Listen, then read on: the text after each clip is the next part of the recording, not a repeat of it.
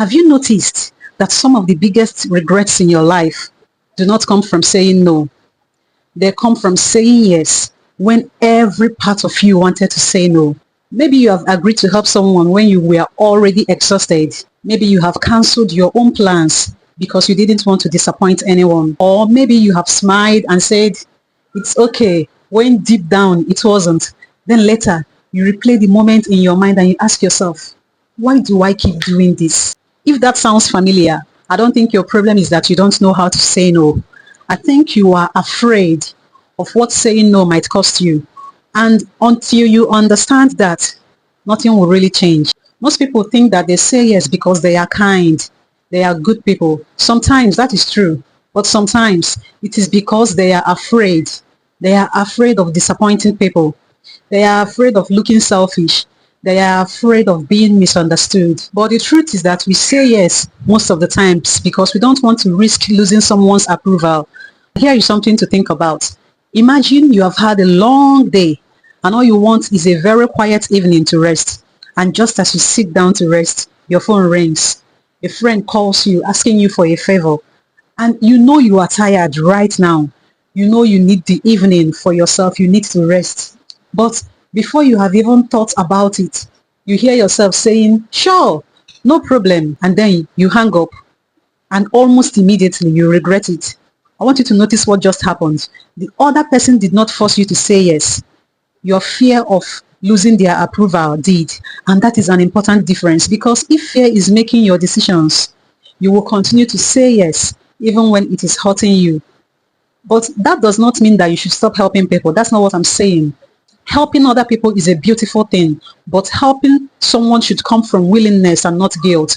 Understand that there is a huge difference between choosing to help someone and feeling like you have no choice. Because when you constantly ignore your own needs, something will happen over time. You become available to everyone except yourself. You keep postponing your rest. You keep postponing your goals, your health, your peace. And it's not because they don't matter, but it is because you have convinced yourself that other people's needs should come first. And here is the strange part. The people around you usually don't even know.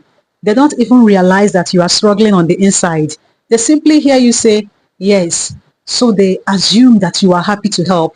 They assume that you are always available. And that is how this pattern will continue for years. And it's not because these people are trying to take advantage of you, but it is because you have never shown them where your limits are. And here is the perspective that changed the way I think about this. Learning to say no is not really about saying no. It's about being honest. It's about being honest about your time, being honest about your energy. It's about being honest about what you can give without neglecting yourself. And honesty may disappoint some people, but pretending that you are okay when you are not will eventually disappoint you. So where do you begin? You don't have to become harsh, okay? Neither do you have to say no to everything. You begin by giving yourself a little time to think before you respond. Let's say, for instance, the next time someone asks you for something or someone asks you to help them to do something, don't say yes immediately. Instead, tell them, can I get back to you? Can I get back to you later? You see, this gives you time to ask yourself two important questions. Do I genuinely have the capacity to do this? And am I saying yes because I want to or because I am afraid of saying no? You see, these two questions alone can change the way you make decisions because every yes costs you something. If you say yes to everybody else's priority, then you are saying no to something else. You are saying no to your own priority. You're saying no to your own peace. You're saying no to spending more time with your family. You are saying no to the goals that you have been putting off for months. And that is why your yes is valuable. Don't give it away automatically, okay? And I will leave you with this one thought. Learning to say no is not about rejecting people. It is about refusing to reject yourself.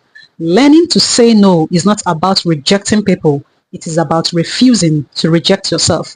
So here's my challenge for you this week. The next time that you are about to automatically say yes, I want you to wait and take a moment and ask yourself, if I wasn't afraid of disappointing anyone, what would my honest answer be? Start there. Right there is where you need to start. And it may feel uncomfortable at first, but growth is often uncomfortable.